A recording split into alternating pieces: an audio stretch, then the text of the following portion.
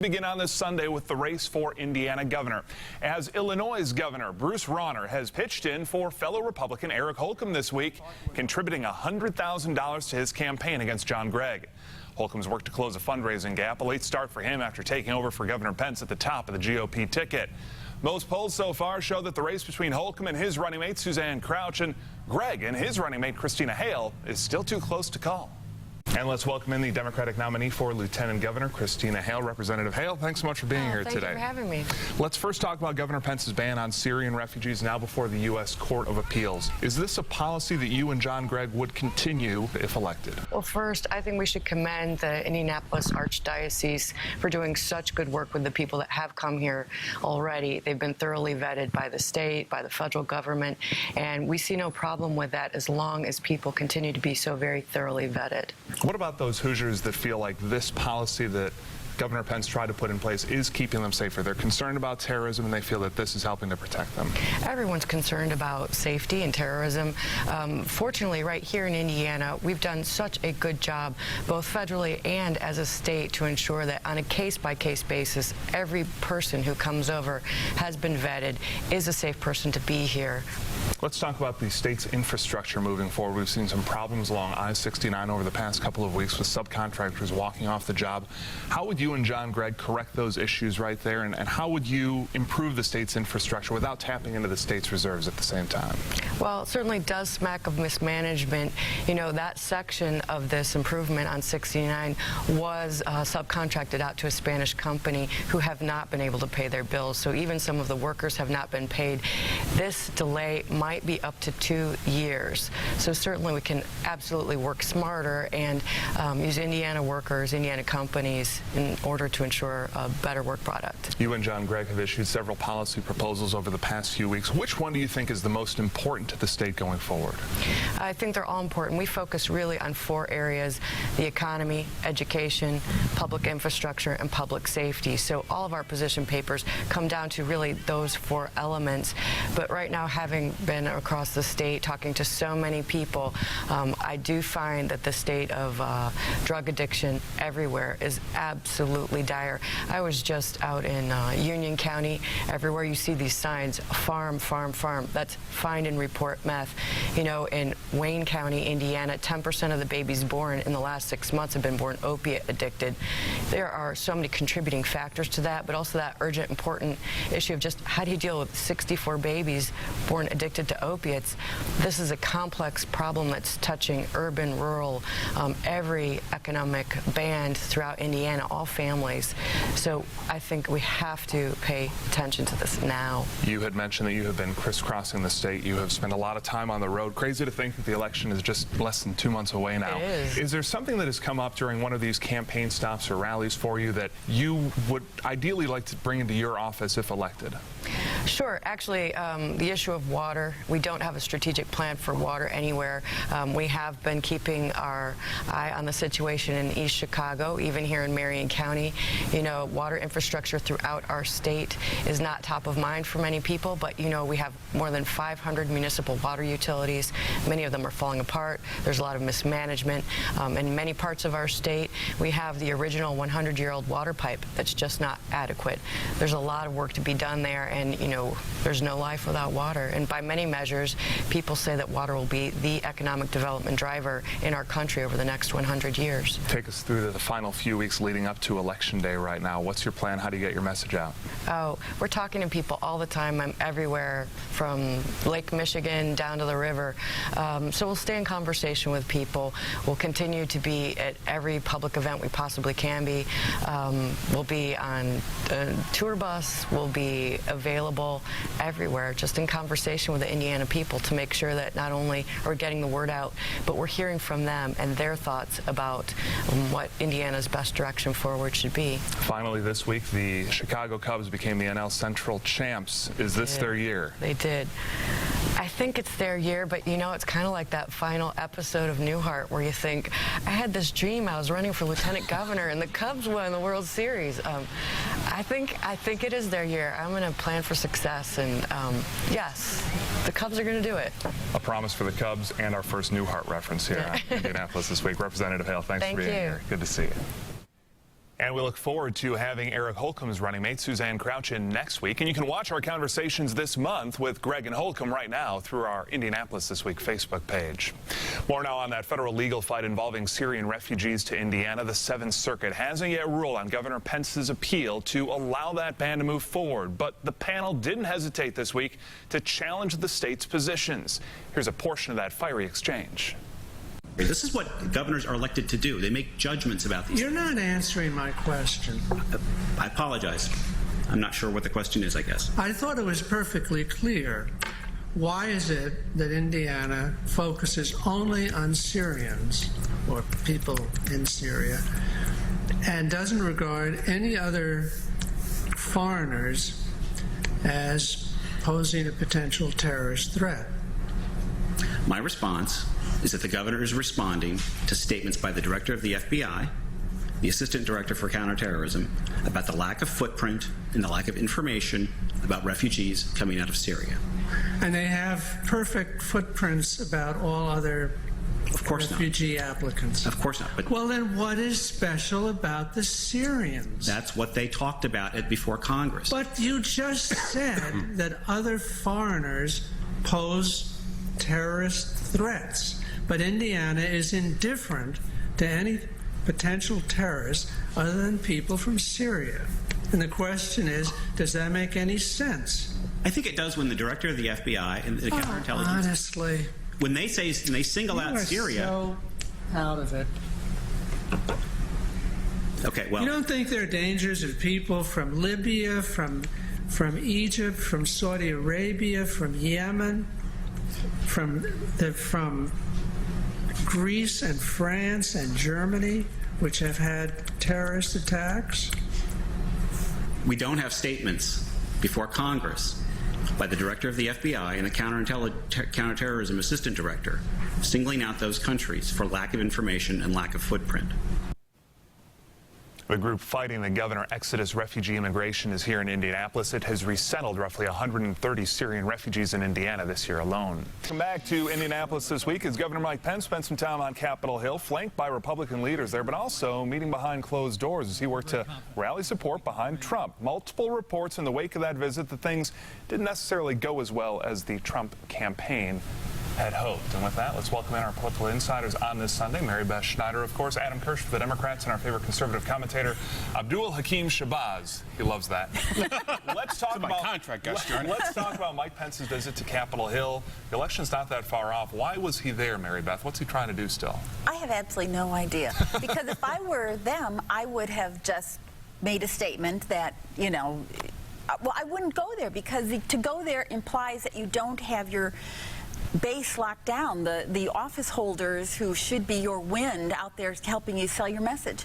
Be out there selling it to undecided voters. Don't give the impression that your own party isn't behind you. I don't get it. Abdul, the poll numbers have been better for Trump as of late. The poll numbers have been better for Trump, and a lot of the political literature out there says it is giving Republicans hope that maybe this may not, well, the odds still favor Hillary Clinton, I think, like by 75-25. It may not be necessarily the landslide disaster that people have seen. So it'll be interesting, you know, once again, once we start getting inside that early voting window, that is really when the rubber is going to start hitting the road, is with early voting. For the Democrats, Adam, what does this mean, seeing Pence up there with the Republican leadership? Well, I think, unfortunately for Mike Pence and Donald Trump, Mary Beth is right. He is talking to undecided voters. They just happen to be Republican members of Congress. The fact that we're, 50-some days out before the election and they're still campaigning to Republican members of Congress says that the Trump-Pence campaign isn't firing on all cylinders, which we've seen repeatedly through the course of the campaign. But the poll numbers have been getting better, so they're doing something right along the way. You know, I'm not sure they're doing something right. Is Hillary's doing stuff wrong. Yeah. Because once again, how do you feel? Well, my doctors say just answer the friggin' question. How do you feel? Just be straightforward, be honest. Don't give the legalese answer that they always do. Is it the flu, is it pneumonia? Just play it straight. That has always been the Clintons' problem. They just can't give a straight answer to save themselves, and then it comes back to bite them in the rear end. Adam, let's talk about the pneumonia issue. Diagnosed last Friday. It comes out over the weekend, of course, at that 9/11 memorial. This is another setback, seemingly, for Clinton and her campaign. Why didn't they just come out on last Friday when it happened, when she was diagnosed, and just say it then? Quite frankly, I don't know. But while we're on the subject of disclosure, maybe we should talk about Donald Trump's continued refusal to release his tax returns. I mean, at one point he said it was because of an audit. Now he said, and his son has said, well, it's because it'll generate questions. I'm like, yes, it will generate questions that the American public have a right to have an answer to. Are our heads going to explode with roughly 50 days left until Election Day, with all of these little issues that keep popping up the entire time? I think Mary Beth is ready to go right now. Yeah, no, my head has been exploding for months. It is just unbelievable. On Friday, Donald Trump holds a press conference ostensibly to talk about that the president was actually born in the United States. Can you believe that? That we are still talking about this, because he will not admit that he's the guy who actually started this. He's blaming Hillary Clinton, which has been debunked over and over and over again. And yet here we are in September. And the flip side is, as he said on Hillary Clinton, that they take something that is not that hard and they make it hard over and over again. I don't get it. Quickly, Clinton got such a bounce after the Democratic National Convention. The first debate is just around the corner. Lord knows what we can all expect out of that at this point. Adam, is the hope at this point right now that after that first debate, Clinton will get another boost like she did after the convention? Well, I think the important thing to remember is the polling. If you go back and look over the year, both candidates have a ceiling and a floor. All of the play has happened between here and there. I mean, right now we're about where it was about right after the Republican convention. So what it is it's flux in a poll. I think it's going to continue, but I fully expect Hillary Clinton to be the next president of the United States. Abdul, that debate just more than a week away right now. How is Abdul Hakim Shabazz watching that first debate? Where are you at, and what are you doing? My only hope for anything out of the first debate is that Gary Johnson is in it to make it halfway worth interesting. Because think about this for just a second. The two people that will be on stage right now both have unfavorable ratings north of 55%. So you're basically telling America, look, your two choices are people that most of you can't stand. I have no problems with giving the American people a third choice. I sat in with Governor Johnson in Detroit this past week, had an hour-long conversation from the Detroit Economic Club. The guy did great with that audience. I believe the American people deserve a third choice. That is the only reason I would ever watch Hillary Clinton and Donald Trump. Not necessarily breaking news here on Indianapolis This Week that Abdul is behind the Gary Johnson campaign. Mary Beth, Adam, Abdul, thanks so much for joining us. You can follow all of our insiders right now on Twitter at Indy This Week. Now, ahead of Election Day, there are some allegations of voter fraud in at least 2 Indiana counties so far. State police are now looking into registration forms in Marion and Hendricks counties with missing or incorrect information. Investigators say that a group called the Indiana Voter Registration Project took legitimate voter registration applications and changed the addresses. Our Katie Hines has more. Valerie Warshaw with the Secretary of State's office. Thank you for joining us. I know Indiana State Police had said right now they're investigating forms in 2 counties, but say that the scope of that investigation could broaden if they find more. Do voters have a reason to be concerned that their vote will count? You know, voters, their vote's going to count, but what they need to do is they need to go on to indianavoters.com, or they need to go onto the app Indiana Voters, and they need to make sure that their information is still correct. All they have to do is go on there, put in their name, their first, last name, their date of birth, and the county that they live on, and they need to verify that their address is still correct. And in the instance that it's not, call our office. Our line is 1-866-IN-1-VOTE, and tell us if anything is incorrect, so that we could report it to the state police if it wasn't. How quickly, how frequently do they need to check that? Probably check it once a week up until the voter registration deadline, which is October 11th. What's at risk here? You know, I think what's at risk here is that information may have been changed from a voter, but there is still time to correct that. And so that's why we have this call to action that we need voters to go online. We need to check, make sure all of that information is correct, and they need to help us identify any information that's been changed. What does the Secretary of State's office do already to ensure the integrity of that information? You know, we are always actively, monitoring all of our information, and we are always actively engaging voters to make sure that all information is correct. You know, we look and we review all applications that come in, and as do the clerks. You know, they're the front line of defense, and it is a clerk's office that caught this and brought this to the state police's attention. So we are actively aware, and now that we're asking Hoosiers to help us be aware and to monitor this information as well. Our thanks to you both. The Indiana Voter Registration Project identifies itself as a nonpartisan group. A statement from a spokeswoman reads in part, "We have and will continue to work with Indiana authorities to resolve these issues so that no one is prevented from voting in November who is eligible to do so."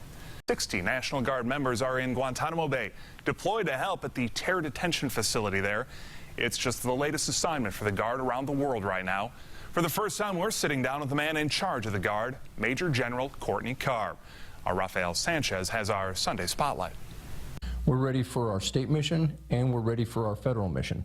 The state mission being responsive when the governor calls us out to support the Indiana Department of Homeland Security in any number of domestic emergencies, whether it be a tornado, a flood. We're ready with our fourth largest amount of force structure, units around the state from north to south, east to west. We cover the entire state. We're a community-based organization, and we can respond immediately, within a matter of hours, with a planning capability to assist local authorities and to prepare for a larger force from 100 to 200 to 300, whatever the governor would need us to do, very rapidly behind that. Command Sergeant Major Gordon and I were in Germany last week with United States European Command, which is the command that oversees U.S. forces and campaign strategy in Europe.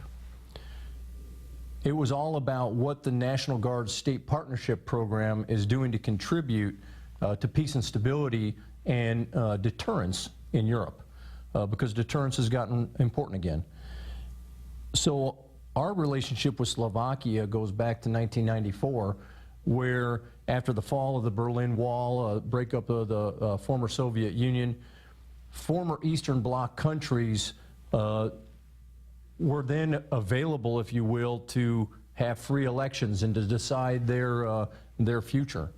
The State Department and the National Guard partnered together to work with those countries by aligning U.S. states with former Eastern European countries to help do military-to-military engagements to help them hopefully migrate more towards NATO and the West. And so our country with Slovakia, we've got a great relationship. We have 8 A-10 aircraft from Fort Wayne operating in Slovakia today as part of a 3-week exercise. It's the first time we've sent our A-10s to Slovakia to operate out of a former Eastern air base. So we got A-10s flying with MiG-29s from Slovakia in a partnership exercise. Very historic. 5-6 years ago, we might have been at 12,300 on the Army side. Right now, we're at 11,650. So there's been a drawdown, but to Indiana being such a large state and a large contributor to national security, that drawdown has affected us about 800 positions, if you will. So we are still a critical component of the National Guard and a critical component of our national security infrastructure. And so we're not going to, the jobs are still here, and we're still out actively recruiting talented men and women to join the organization because we're still needing to keep those numbers up so that we can respond immediately when the state or the nation needs us. Our thanks to Major General Carr and, of course, to Rafael as well. Hoosier Guardsmen and airmen are serving in several countries, including Kuwait, Afghanistan, and Slovakia.